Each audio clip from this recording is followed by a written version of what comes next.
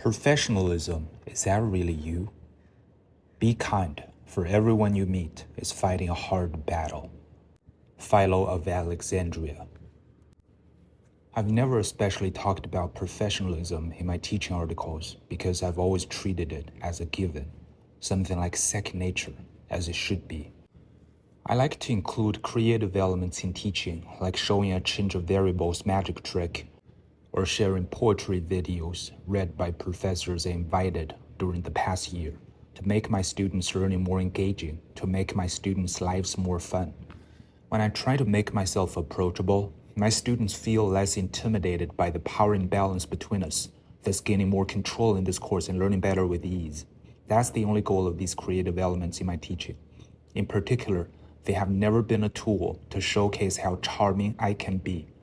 They have never been a tool to prove to my boss or colleagues that I'm the best TA, because these works are not about me, but about you, my students. I am a very sensitive and caring person, sensitive in communication and human emotion, caring in others' needs and feelings. So I take sensitivity in word choice and poetry language extremely seriously. It's not only in literature in my professional life, but also in my personal life. Many people might let down their guard in casual conversations and not give as much care as in more formal settings to inclusivity and the feelings of those around us. But I think we wouldn't show any less sensitivity anywhere once we wholeheartedly embrace the inclusivity and righteousness as captured in the timeless genius of humanity. We are all so much the same, yet each of us is a different individual. That's always been the case for me. Though no one is perfect, I am consistent everywhere, and I am eager to learn and grow everywhere. Before showing any of my poems, I'd confirm again and again that they can be well received and include everybody, sensitive enough to care about everyone's needs, regardless of their personal background, regardless of the personal values they embrace. Being a poetry lover since childhood, I have the sentiments, insights, and expressiveness that might make a great poet. I have the vulnerability and authenticity that might have come with them, and I have the self-awareness to know all that. In poetry writing, I always have the passion and patience to dive deep into specific language details, to make each word choice the best I can offer. If ever in doubt, I'm confident that I would be the first to notice and stop it from publishing. What always guides my teaching are the 10 principles in an essay I wrote exactly 2 years ago, titled Thoughts on What Good Math TAs Should Be Like. In Principle 5, Be Empathetic and Take Fairness Extremely Seriously, I wrote, The backbone of such care is fairness, a word that tends to be underestimated.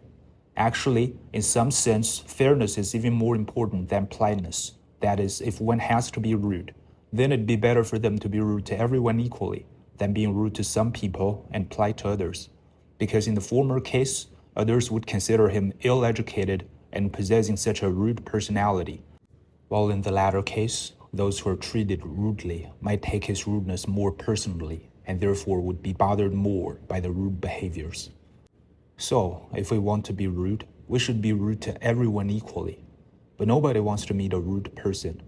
So, as well-educated and literate human beings, let's be polite and be polite to everyone equally.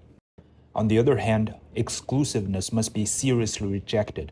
If you offer something to one student, we should offer it to every student. We should allow nothing to be the privilege of a small group of people. No matter what their math background or any background, they deserve and must be treated equally with dignity and with true respect, the same as you would show to your family, boss, and friends. That's how I treat fairness in teaching, as well as in my life with everybody. Personal feelings are relatively unexpected to form and hard to control. But what we can control is not letting them influence our ability to treat everybody equally with every care they deserve, which is what I've always done in my teaching. Having personal feelings is not unprofessional, but human. Certain personal feelings can even be positive, as long as we harness them well, because they inspire us to try harder in teaching, to not let our students down, and to give more wisdom and joy to the rest of humanity. A lot of things in life are like that. When we first start doing something without knowing much about it, we tend to follow all the rules, trying to convince others we're good at it.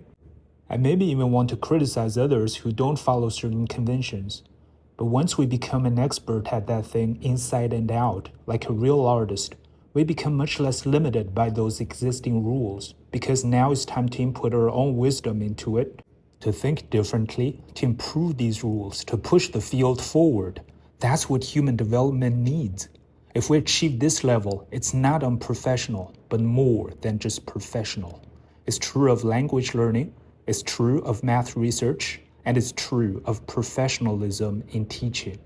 When we care about professional boundaries so much that they come naturally to us, we feel less bound by them. Then it's time to push these boundaries and improve them while still being well received by our students who are kind. Let us always try to make what we're teaching as easy as can be and give our students as much care as can be because our students, as humans, want them. These things are what's truly essential in math teaching. We're really tired of math being considered hard. I certainly am. If a teacher's proactive effort can make math super easy to understand and teach it in an attractive and friendly way, then they deserve to be called the best teacher. On the other hand, the creative elements like songs or poems, although they're memorable for our students, they've never been the most important thing in my teaching, not even close. These tools should only be the means rather than the end. As educators, we don't want to miss the forest for the trees, for our goal is to help and serve our students, not some, but all, in the best way possible. This is the ultimate goal of education, and this is why we do what we do. As long as we keep this in mind and fulfill it well, we're never unprofessional. Remember, no educator can be liked by every student, and that's okay. It doesn't mean we did anything wrong, it just means human emotions are diverse. Where there's love, there's hate. Where there's care, there's vulnerability. Where there's admiration, there's jealousy. While it's great to be open-minded and show understanding and adherence to our organization's guidelines, as they have their own valid reasons for putting them there, let's just not lose ourselves in the flow of diverse ideas. Because a lot of times, those who are called crazy for thinking differently are the ones who made a remarkable dent in their fields and finally changed the course of human history.